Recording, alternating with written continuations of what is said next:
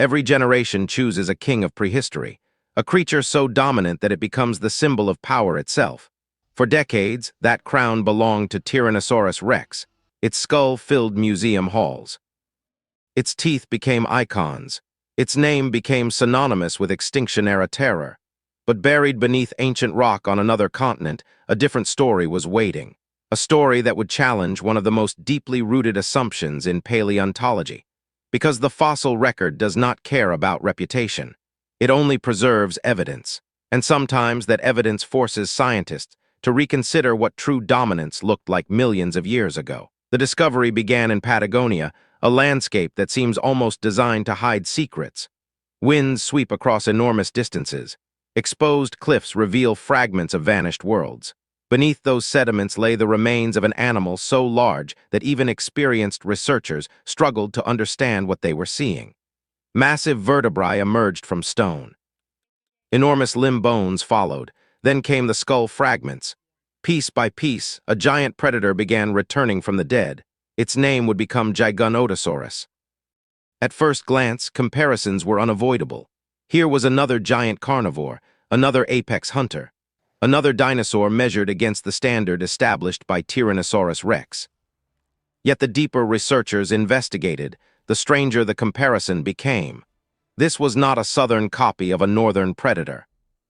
It represented an entirely different solution to the problem of becoming the most dangerous animal in an ecosystem. And that distinction matters. Because evolution rarely creates champions by repeating itself. It experiments, it improvises, it builds competing versions of supremacy. When Giganotosaurus lived approximately 98 million years ago, Tyrannosaurus Rex did not yet dominate North America. The world was different. Continents occupied unfamiliar positions. Ecosystems followed ancient rules. South America hosted colossal herbivores unlike anything found elsewhere. To hunt them required extraordinary adaptations. The environment itself created pressure. And pressure creates monsters. The estimated length of Giganotosaurus exceeded 40 feet. Its skull stretched to astonishing proportions. Rows of serrated teeth lined powerful jaws designed not for crushing bone like Tyrannosaurus, but for slicing flesh with devastating efficiency. The distinction sounds minor until the mechanics become clear. Tyrannosaurus behaved like industrial machinery. Giganotosaurus resembled a living blade. One strategy relied on overwhelming bite force. The other emphasized repeated cutting attacks capable of opening catastrophic wounds. Both were deadly, yet they reveal radically different evolutionary philosophies. This is where the story becomes more unsettling. For years, popular culture framed prehistoric predators as simple killing machines. Large body, sharp teeth, relentless hunger. But fossils increasingly suggest something more complicated. Every anatomical feature represents a decision made by evolution. Every structure solves a problem. Every adaptation hints at behavior. The skull of Giganotosaurus raises questions. Its bite appears weaker than that of Tyrannosaurus. Not weak, just different. If crushing force was not its primary weapon, what was? Scientists began examining tooth design, jaw mechanics, neck musculature, and comparative anatomy. The emerging picture suggested a predator, optimized for inflicting enormous trauma through repeated slashing bites. Rather than pulverizing prey immediately, it may have relied on shock, blood loss, and accumulated damage. The implications are disturbing, because some of the largest herbivores in its environment were themselves gigantic beyond imagination. Among them stood Argentinosaurus, one of the largest land animals known to science. Estimates suggest weights reaching unimaginable levels. A fully grown individual would have dwarfed nearly every predator alive today. Yet ecosystems require balance. Where immense prey exists, evolutionary pressure encourages immense hunters. This creates one of the most fascinating mysteries in paleontology. How does a predator attack something that resembles a walking fortress? The answer may reveal why Giganotosaurus evolved the way it did. A crushing bite is effective against many targets. But against a colossal sauropod, mobility becomes crucial.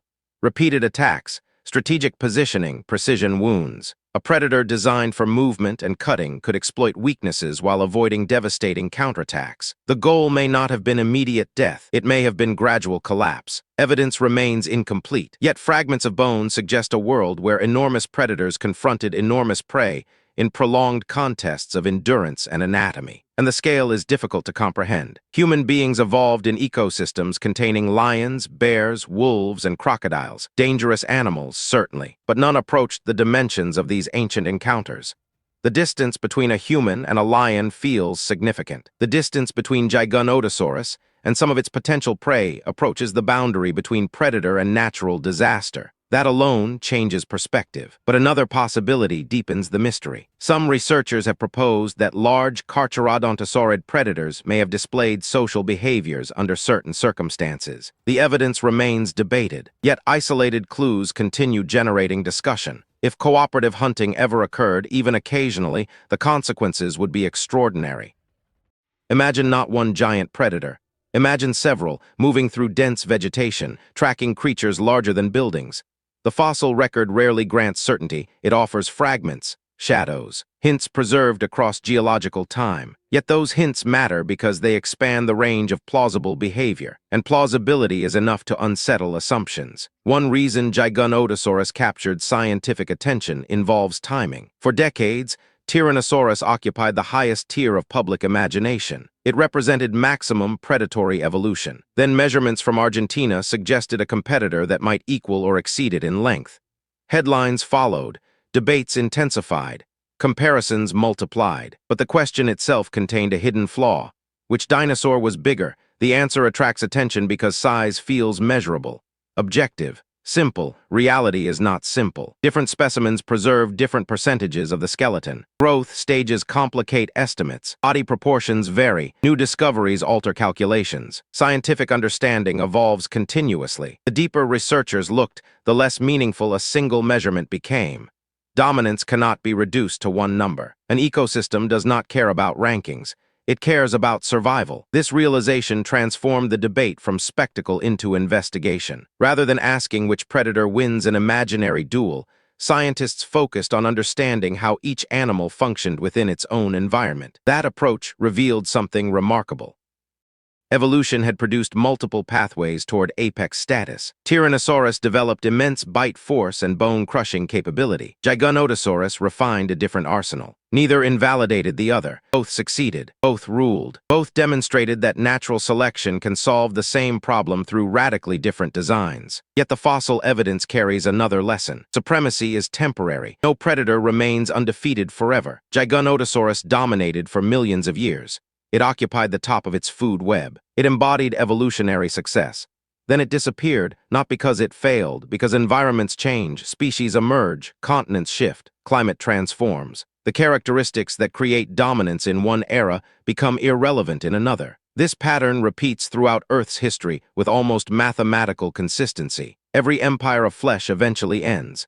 That truth becomes visible when paleontologists examine the layers surrounding fossil discoveries. Entire ecosystems appear, flourish, and vanish. Predators once feared by everything around them become mineralized skeletons buried beneath sediments. Their authority survives only as evidence. Stone is remarkably democratic. It reduces kings and prey to the same condition. Perhaps that is why giant predators fascinate us. They represent power at its most extreme, yet fossils reveal the limits of power. Giganotosaurus possessed enormous size, formidable weaponry, and evolutionary advantages refined across generations. None protected it from the larger forces shaping the planet. In that sense, the animal becomes more than a predator. It becomes a warning, a reminder that success and permanence are different things. The distinction grows sharper when viewed through deep time. Human civilization measures history in centuries. Paleontology measures history in millions of years. Against that scale, entire nations vanish faster than footprints in rain. The rocks containing Giganotosaurus existed long before humanity appeared.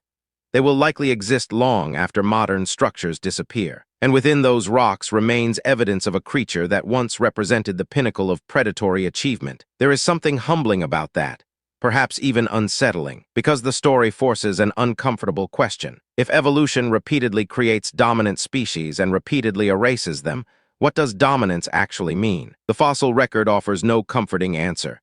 Instead, it presents patterns. Rise, expansion, control, decline, replacement, again and again.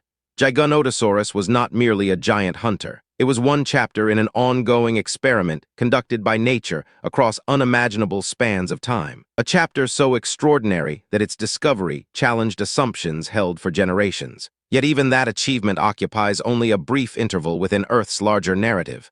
The predator came, the predator ruled, the predator vanished, and the world continued. Today, researchers still uncover new specimens. New analyses refine old conclusions. Fresh technologies reveal hidden details inside fossilized bone. Each discovery sharpens the image while simultaneously exposing new uncertainties. The investigation remains unfinished. That may be the most compelling aspect of all. The creature is extinct. The mystery is not. Every excavation has the potential to alter what we think we know. Every fragment carries information that survived nearly 100 million years. Every layer of rock conceals the possibility of contradiction, and contradictions drive science forward. The legend of Tyrannosaurus Rex remains secure. Its achievements require no defense. But the emergence of Giganotosaurus changed the conversation forever. It demonstrated that evolutionary greatness was never confined to a single continent, a single lineage, or a single design. Hidden in the ancient landscapes of South America was evidence that nature had built another giant, another ruler, another answer to the question of ultimate predatory power. And the deeper scientists investigated, the more complex that answer became. Because prehistory is not a story about monsters.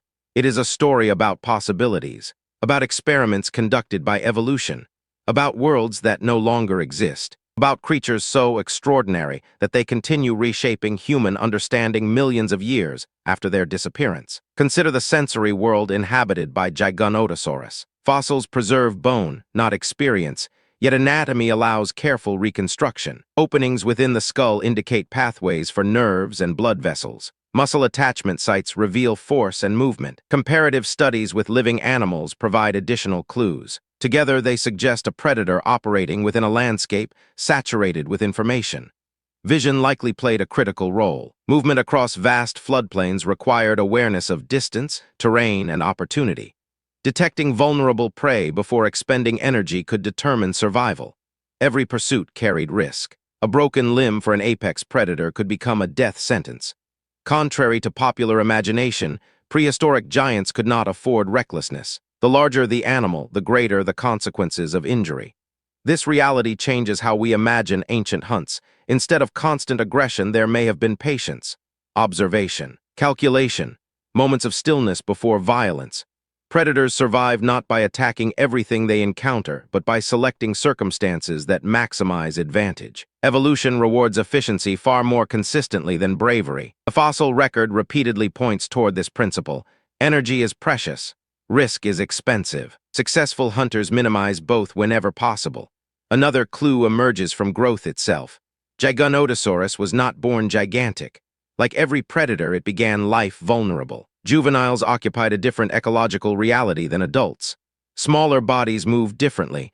They face different threats. They pursue different prey. This means the species may have passed through multiple lifestyles during a single lifetime. A young individual navigating prehistoric South America would have experienced a world filled with dangers, including larger predators of its own kind. Survival required adaptation long before dominance became possible. Only a fraction likely reached full maturity. Those that did carried the biological consequences of years of selection. The result was an animal representing accumulated success. Not luck, not destiny. Success measured in generations, each ancestor surviving long enough to reproduce. Each useful trait preserved. Each disadvantage gradually removed. When viewed this way, a giant predator becomes something more than an individual organism. It becomes a living archive. Millions of years of evolutionary decisions concentrated into a single body, moving across an ancient landscape. That perspective adds another layer to the discovery in Patagonia. Researchers were not merely uncovering bones. They were uncovering outcomes, evidence of what worked, evidence of what nature tested and retained, and evidence of how many alternative paths disappeared forever without leaving descendants.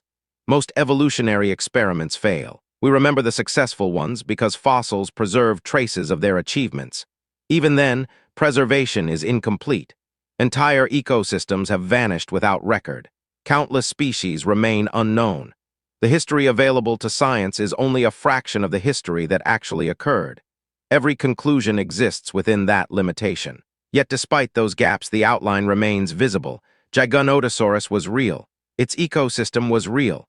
Its dominance was real. For millions of years, enormous predators and enormous prey shaped one another through an evolutionary contest that transformed bodies, behaviors, and environments alike. The consequences remain embedded in stone, waiting for anyone willing to read them. And perhaps the most unsettling realization is this. We are separated from Giganotosaurus by nearly 100 million years, yet a few fragments of fossilized bone still possess the power to challenge certainty, reshape narratives, and remind humanity how little of Earth's story remains uncovered. And somewhere beyond the fossils already discovered, more evidence is waiting. More clues, more challenges, more forgotten rulers concealed beneath stone. If you intend to continue exploring those buried chapters of Earth's past, remain with this investigation and subscribe before the next excavation reveals another impossible predator. Because the deeper we dig into prehistory, the less permanent dominance appears. And if one giant predator could rise, rule, vanish, and be replaced by another, what does that suggest about every dominant species that has ever lived?